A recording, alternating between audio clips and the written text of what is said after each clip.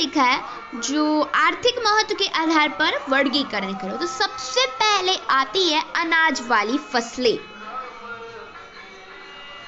यहाँ पे है अनाज वाली फसलें या धान्य फसलें। यहाँ पे लिखा है कि इस वर्ग के फसल के दाने अनाज के रूप में खाने के उपयोग में आते हैं। इसका वनस्पतिक अंग पशुओं को खिलाने के काम में आता है और इसके अंतर्गत धान, गेहूं, जौ के अलावा मिल्स, मक्का, ज्वार, बाजरा, कुछ छोटी मिल्स जैसे कि सावा उस दिन खीर खाए थे, कोदी की रोटी, चीना की भी रोटी, काकून, मुंडवा एवं कुटकी इत्यादि फसलें आती है।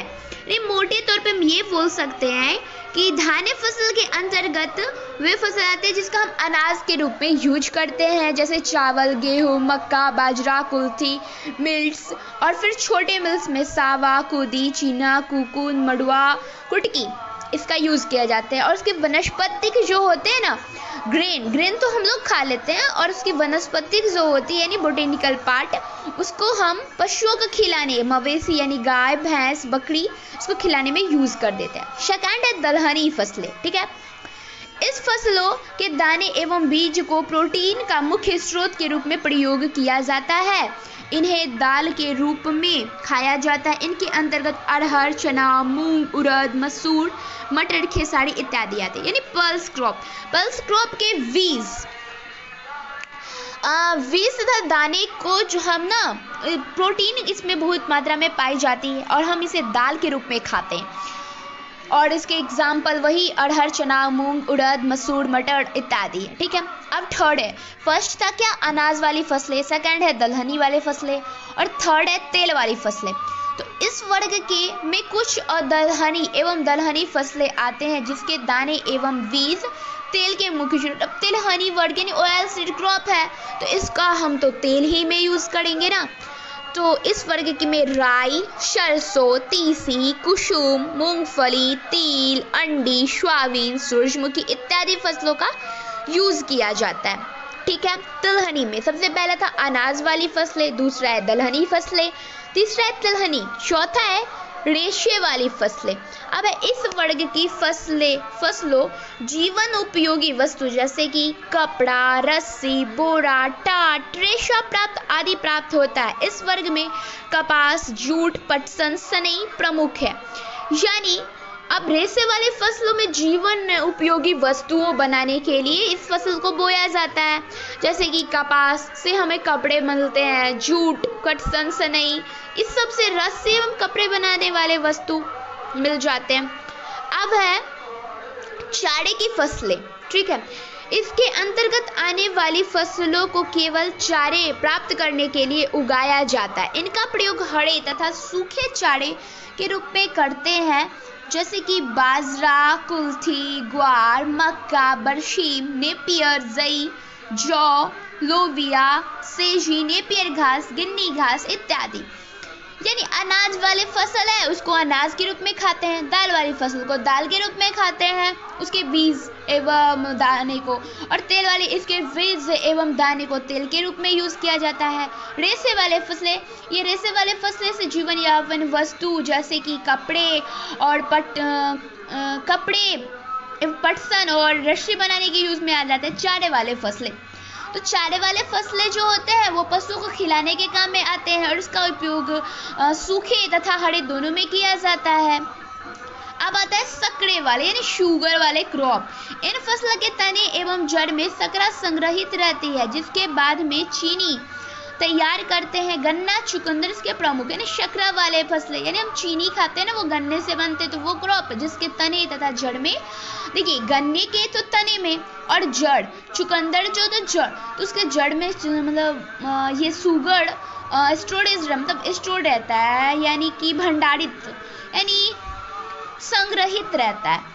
हाँ ठीक है, अब है सब्जी वाले फसलें।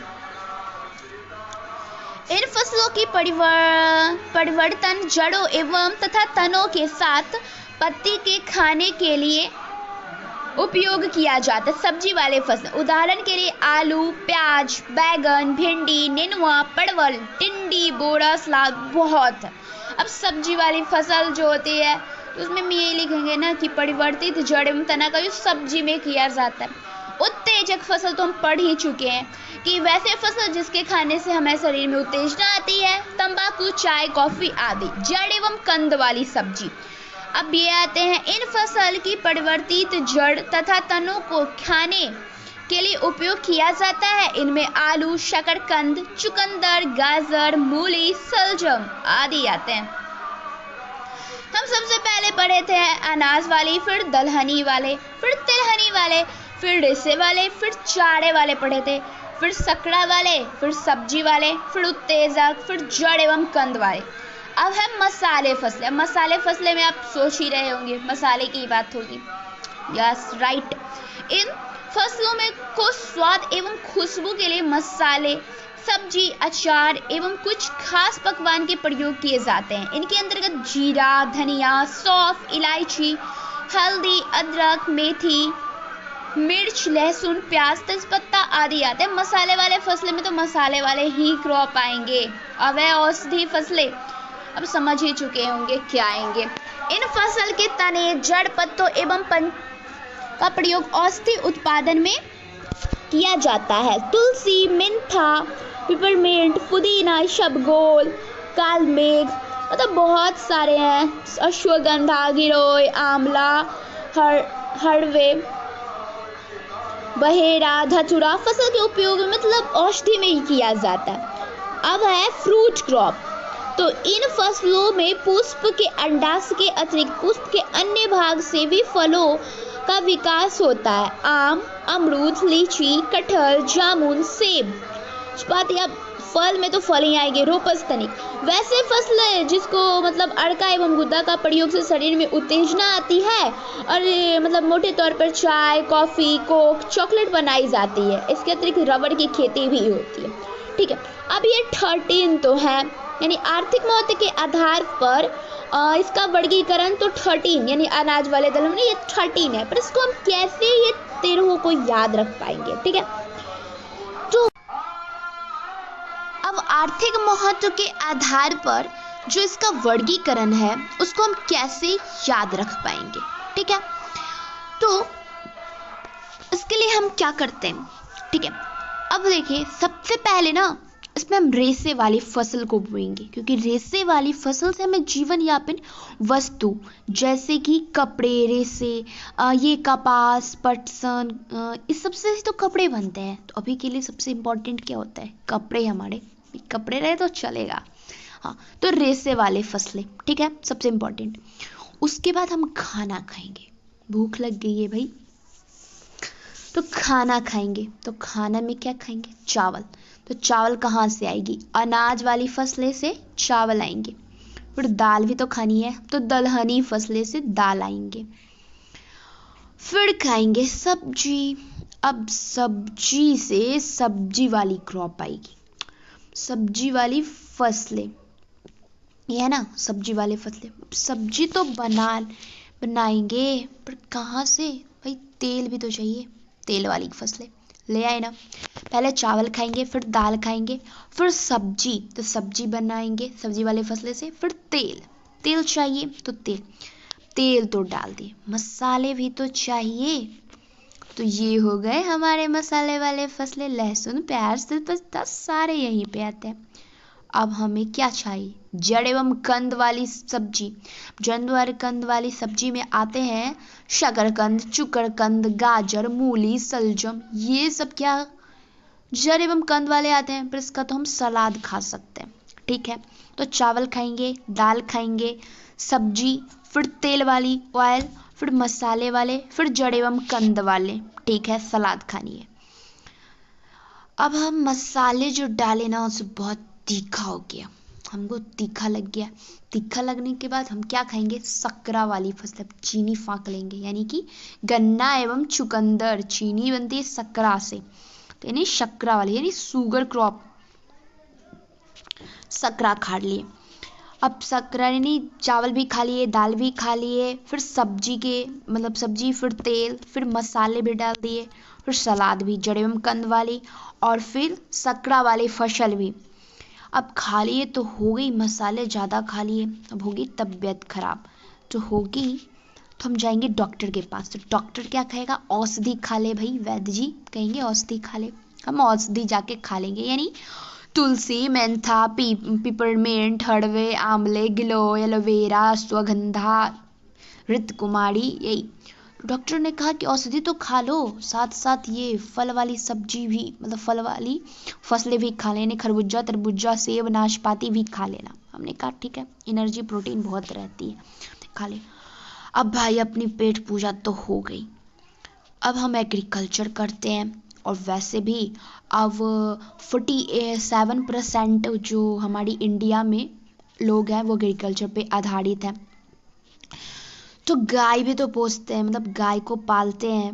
गाय यानी कैटल, भैंस, बकरी, ये गाय। तो इसके लिए हम चारे वाली फसल, चाले काट के लाएंगे ना।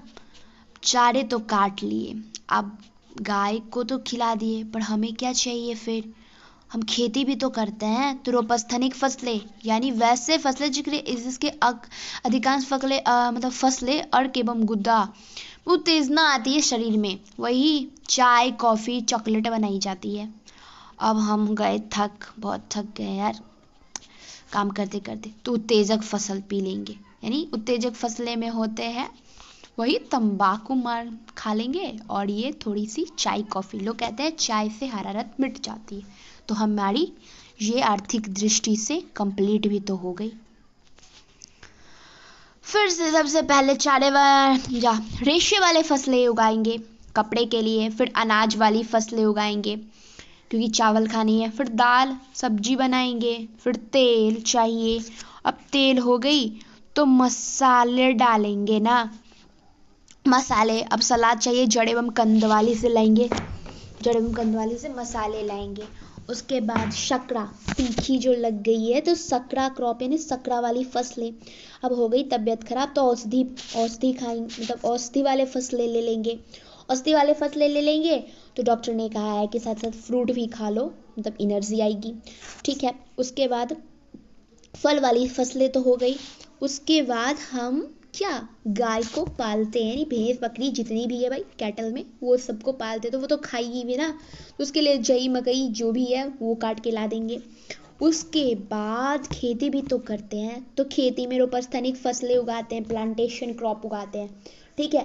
तो इसमें चाय, कॉफ़ी, कोक ये सब है। तो चाय तो भाई मैंने रोप ही दी है तो चाय आ गया। तो चाय अब जब आ गई है कटा के तो पी ही लेते हैं एक कप। तो चाय किस में आ गई, उत्तेजक फसल में। यही शरीर में उत्तेजना आएगी, थकावट हो गई तो चाय, कॉफ़ी, तंबाकू, हो गया हमारा बात ख़त्म, हमने पढ़ लिया। एंड थैंक यू मेरी वीडियो देखने के लिए, और